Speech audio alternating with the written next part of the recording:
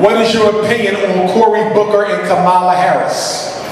Barack Obama 2.0 and Barack Obama 3.0. What do y'all look? See, here y'all go again, hallucinating. If you didn't get nothing from Barack, why would you get something from Cory? Kamala Harris got a white husband. Do you really think she worried about Negroes? Anybody got a black agenda? You're done. You want to know why you're done? Because when Barack Obama sat up there for 8 years and did nothing for black folks, not one of you asked him to do anything. So now the black agenda is off the table. And the only way we can get it put back on the table is if we unite as one voice. We can get it back on the table, but we got to unite as one voice. And the problem with black people is you want to be everything except black. And for the record, I do not vote unless the person running for office, political office, can answer me 3 questions. Are you an independent candidate? If you're Democrat or Republican, I will not vote for you. Right. Why? Because the Democratic Party is a white racist institution. The Republican Party is a white racist institution. And if you belong to either party, that means you're going to do whatever they tell you to do so you can get their money to run for office. I do not vote for black Republicans, and I do not vote for black Democrats. I only vote for independent-minded black people. That's it. That's it. Number 2, what are you going to do to help black people access the wealth of Buffalo City and New York State? What are you going to do to grow more black businesses? And I'm not talking about pretzel shops and licorice stands. I'm not talking about weed factories either. I'm talking about medium and large shops. We want a black mart to compete with Walmart. We want our own car to compete with Mercedes-Benz. We want our own laptops to compete with Microsoft. And if you're not trying to put black people in a position to compete with white folks for big business, I'm not voting for you. See, most black politicians only promise you services. We're going to get your trash collected twice a week instead of one. We're going to give out the free milk and butter 3 times a week instead of one. We're going to open up a new homeless shelter. We're going to open up a new battered women's shelter. We're going to, what else are we going to do? Give me another little service they be throwing out here for blacks. Give me some little petty they do to make you. Oh, we're going to repaint the sidewalks. I just saw on the news last night, y'all not going to be able to use plastic bags in New York no more? No. What kind of stuff is that? Say it again. Open up and you say, oh, we're going to give them basketball all day long. I don't want no more services. I want money and wealth and resources. See, I'm not voting for nobody unless you growing businesses. I don't want no handout. See, listen. If a politician comes to you with handouts, services, they intend on you being poor forever. Do y'all follow me? You don't, when you ever see a politician walk into a room full of rich people and say, I'm going to get another homeless shelter. I'm going to get the sidewalks painted. You see? They give that to poor people who they don't ever think about getting wealthy. I want access to the wealth. In other words, how many white banks is in Buffalo? Let's say there's 30 banks in Buffalo. How much money are you demanding every bank in Buffalo loan to black folks to grow their business? And if they don't spend that amount of money helping black people grow their business, you taking all the city money out that bank. I want economic revolution.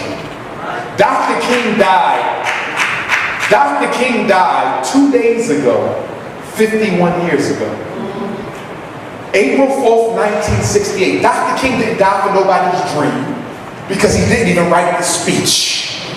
Dr. King died for economic revolution. Dr. King died because he said, what good is it to fight for the right for my people to buy a burger at the lunch counter if they can't even afford to pay for it? We need economic revolution. What are you doing to grow business? And guess what else? I'm also going to ask, what are you doing to stop the white gentrification of the black community? If a black politician don't have a plan to stop white folks from taking over See, I'm not like you. You want black faces on white power. Not me, I want a white face on white power. So I know exactly who's in charge. Barack Obama was in there, y'all thought he was in charge. Barack Obama ain't make a single decision in there except to push the gay agenda in our community. That's it. Vote for independent black people, don't vote for nobody else. If voting could change anything, it would be illegal. What exactly is ADHD? We talked about that. Oh, here's a good question. And I'm going to end on this and wrap it up. The private school wants to test my daughter for special ed. Listen. Your child goes to a private school. You pay for tuition. Private schools do not have special ed. Special ed is a federal program. Public and charter schools have special ed. So if a private school tells you, I want to test your son or daughter, guess why they're doing that? To kick them out the school. Because this is what they do. They have a school psychologist that will test your child and determine that they have a learning disability, which I had already told you, you can't even prove it, right? And then they'll send you a letter and say, we regret to inform you. We have evaluated King Tut Ma'at Pata Kanum Ra Ganeb San Ankh. And we have determined that he has a reading disability. Unfortunately, we are a private school. We're not required to provide special ed services. In order for your son to get what he really needs, you have to return to the public school. We have listed your local public school here. We've already made a phone call for you. We've told the special ed coordinator that little Patah Kaneb Ma'at is coming. Okay? And then you called him up and you said, wait a minute, I didn't say I wanted to take my child out. I'm sorry, but our hands are tied. We love him. Oh, we love him so much. But we don't have a special ed program. The public school is the best place for your son. There's no way we can allow him to stay where we know he has needs that we can't meet. You see that? You don't let private schools test your child. Tell them to be honest with you. If you want my child out, I'll take him out. But I'm not going to let you put a label on your child, on my child. Amen. You know why? Yes. Because if I try to put him in another private school, they can reject him. Correct. I need y'all to hear me, special ed loving black parents. Private schools can legally reject a child with an IEP. You say, my son ain't even got no problem. He just never been taught. It don't matter. He has an IEP, they can refuse him. They can refuse him. As I close up, brothers and sisters, I really do hope to see y'all June 8th and 9th in Wilmington for the National Independent Black Parent Association training. I want you to walk through the school and feel the power of what you purchased, because I say I, but I'm speaking of the collective I wouldn't have that school if it wasn't for y'all. And I got a lot of donations from Buffalo, New York. Yes, I did. So give yourselves a hand, because you wouldn't have that school without y'all. And guess what, brothers and sisters? If you would like to volunteer, you might say, look, Doc, I don't need to work at the school. I got a job. I'm retired, but I would like to volunteer. Some of y'all might know how to do certain things. You might want to help us with our farm, because we plan on having a farm. We plan on having a horse farm. We're going to have a Marcus Garvey gun club. We're going to teach our boys how to fire arms responsibly and legally. We're going to have a fishing club, a hiking club, a camping club. Okay? Some of y'all might want to come down there and teach them how to make vegan cakes twice a month. Or you might want to do a meditation class. You might want to hold a Lamaze class for pregnant women in the community. When the school ends in the afternoon, the community starts. My most expensive bill will be electric, because the lights will never go off. I'm going to put a gym in there so people can come from the community and exercise for a small fee and raise money for the community. Okay, you know how they got Planet Fitness for the white folks? We're going to have Hotep Fitness. And you get a free vegan shake. Okay? No, I'm serious. Whatever you do, if you're a painter, you want to come and show the kids how to paint. If you sew, I had an elder contact me last month. She's going to donate 5 sewing machines. And she's going to come and teach the children how to sew. At my school, our school, they want to make their own underwear. Might be holy. This leg might be longer than the other. But it'll be the first school in the world where the kids can say, I made my own drawers. Rev, they're going to be as holy can get. So I want you to think about what you can offer to the school. Every one of you got something to offer to our children.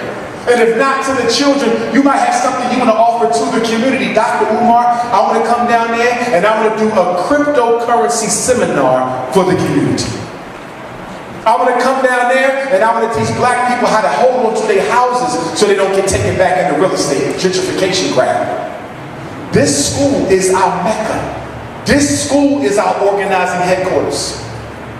Right now, what am I looking for? I'm looking for someone who can come up with a color scheme for the outside of the buildings. If any of you do anything that have to do with commercial, paint, and art, I'm looking for a color scheme. The school buildings, all 4 of them are yellow now, but I want to give it a twist. I want something funky, so when people see it, they know it's a whole new day.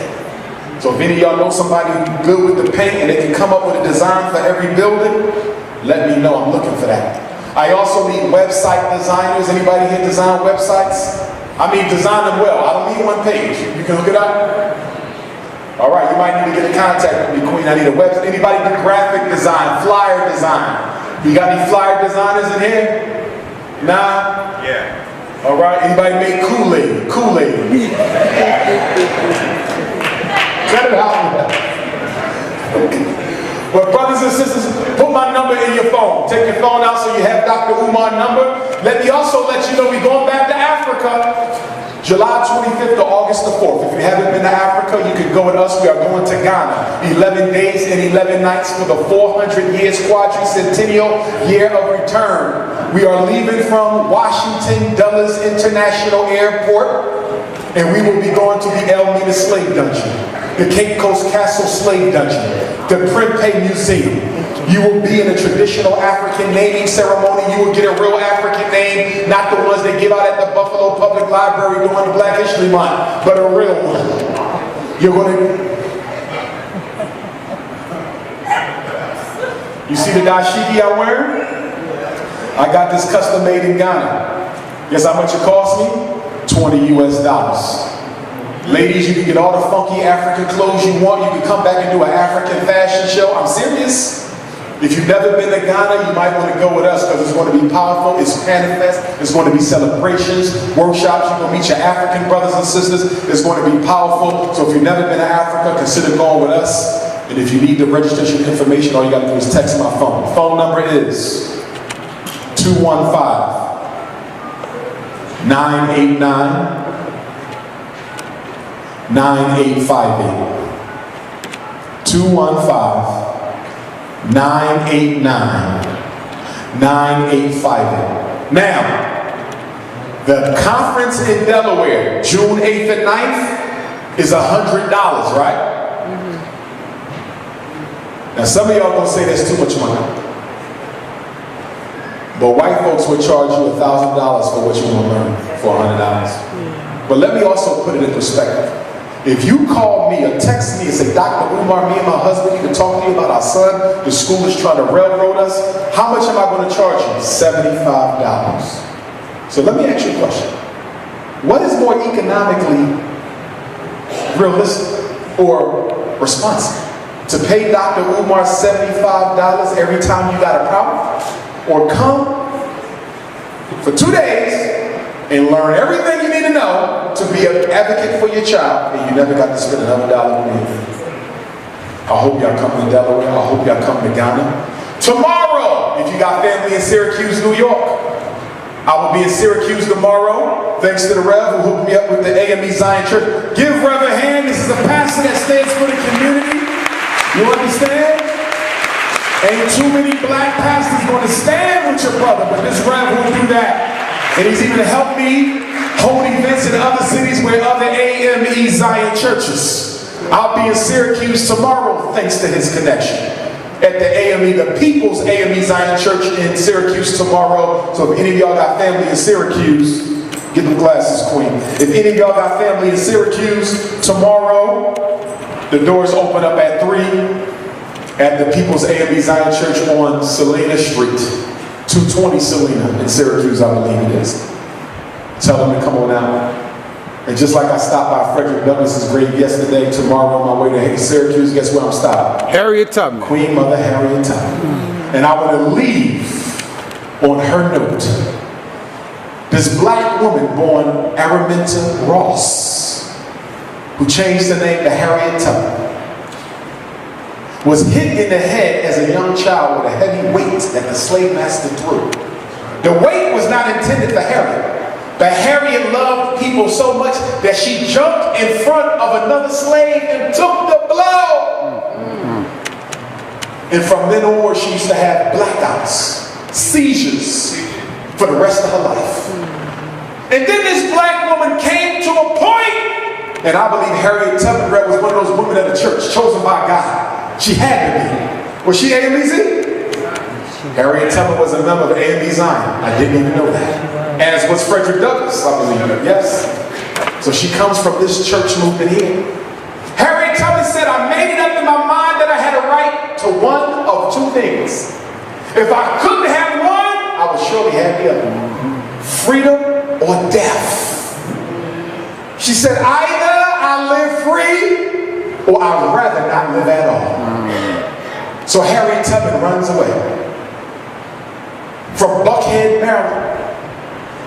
And she makes over 30 trips to the South to help other Africans get free. The chief conductor of the Underground Railroad, barely 100 pounds, 5'2", soaking wet, but a giant of a woman. Greatest woman to ever walk American soil, not black, period. There's no white woman you can name that compares to Harriet Tubman. So this year, they're supposed to put her on the front of the $20 bill. Now I want y'all to hold them claps for a minute, because when Harriet Tubman retired from the military, because you know she was a nurse in the Civil War, and a spy in the Civil War, and a scout in the Civil War. And there's something else y'all don't know about Queen Mother Harriet. She's the only woman to lead troops into battle during the Civil War. And just like with the Underground Railroad, she never lost a soldier or ran her train off the track. Harriet Tubman was denied an Army's pension after all she did when she retired. She was up here in Auburn, New York, where the Harriet Tubman home is. And I'm so proud to say that the Harriet Tubman home in Auburn is one of the few black historic houses that we still own. And is that AMEZ too? Mm-hmm. That's AMEZ as well. They own it. And please, Rev, don't let them give it to the Park Service. I heard. Don't do that. Give them another hand, y'all. AMEZ. Hold on to that. Hold on to that. Because we don't own nothing. They own the Frederick Douglass house. They own the Carter G. Woodson house. The white man owned all of our black history places, sacred places. And we have to stop giving them up. We can't let them get the Harriet Tubman home. And if y'all never visited that home, shame on y'all. Shame on y'all. That's only a 2-hour ride. You need to take all your kids to go and walk through the house where Harriet Tubman lived. That woman built a hospital for black folks when the hospitals wouldn't take us. She had a hospital. She had an elderly home. She had a farm. And she would sell animals on a farm to raise money to pay for the institutions. Who did she think she was? And then she had a husband who was a coon. She ran away, came back for him. He had found another woman and said he really wasn't interested into the liberation business. So Harriet Tubman married another brother. And guess what, ladies? Don't tell nobody, but he was 20 years younger than Harriet.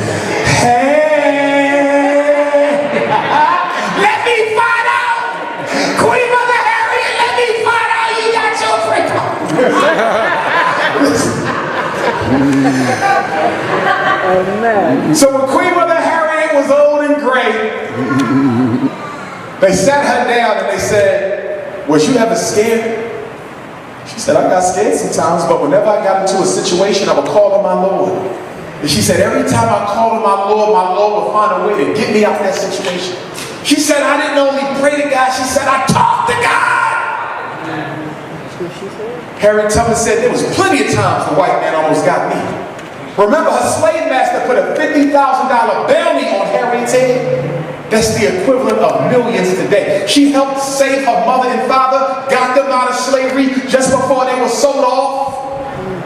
And if you ever read the way she escaped them, it's like a superhero story. Harriet Tubman rode on a horse in a wagon straight to the house where the mother and father was, and I think the father was scheduled to be sold the next day, loaded them on the wagon, took off, and the white folks was chasing her, shooting and everything, and she going with the horses with her mommy and daddy on the back. She was ride or die. Harriet Tubman said, "Only got one regret. Just one." She said, "I freed hundreds of slaves. I could have freed thousands more. But the problem is my people didn't even know that they were slaves."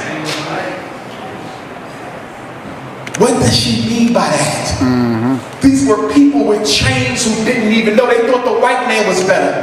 They would rather stay than go because the white man has brainwashed us into thinking the best thing we can be is second best to him. And Harriet Tubman carried a rifle. She wasn't no joke. A couple times a few people tried to turn back. And guess what she would do? Clink, clink. And her exact words was, "Dead niggas tell no tales. You will go on or die here."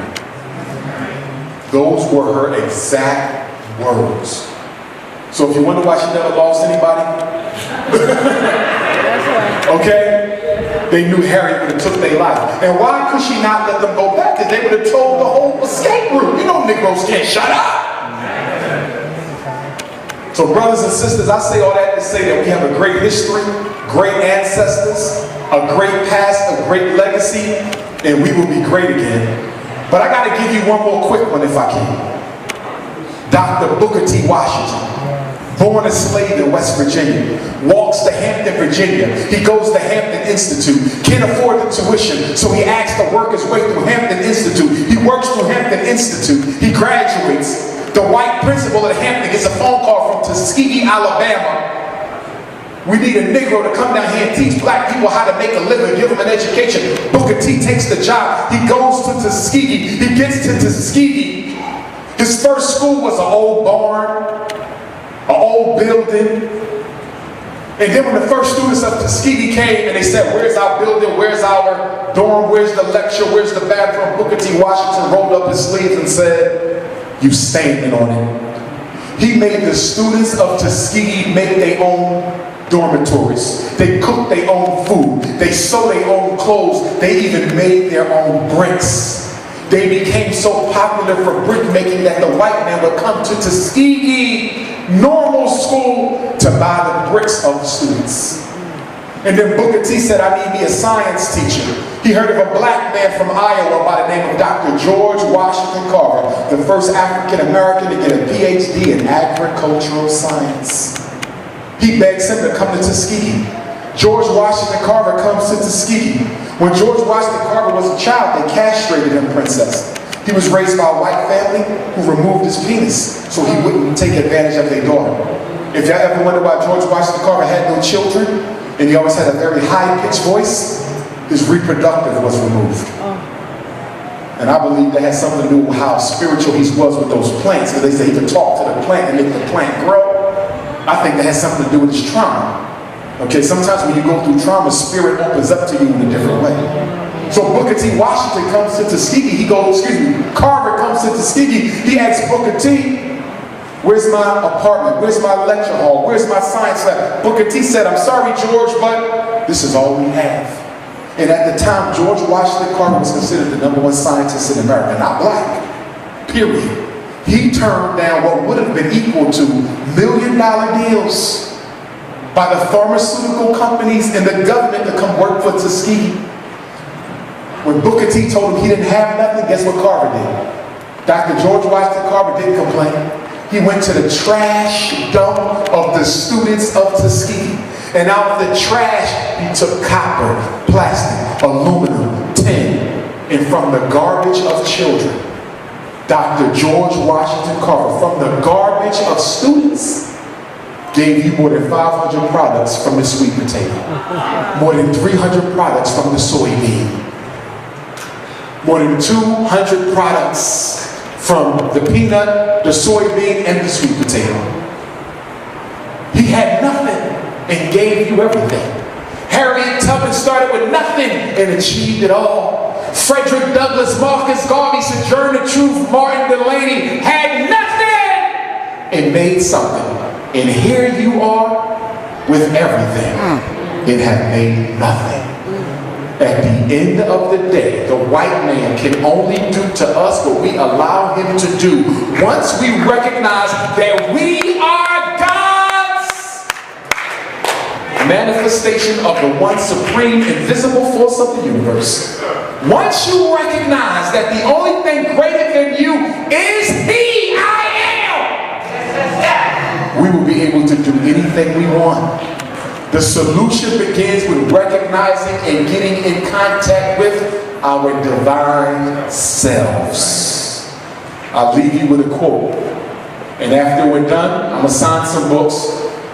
I'm not going to do the Q&A session here. We're going to do it at the Rafi Green Center. 1423 Fillmore. All of you are welcome. It is free. The Rafi Green Center. 1423 Fillmore. How do you spell Fillmore? Fillmore. 1423 Fillmore Avenue. That's where we're going after I sign books. And if you have any questions, you want to have a conversation, tell me how much you can't stand my guts, you can do it at the Rafi Green Center.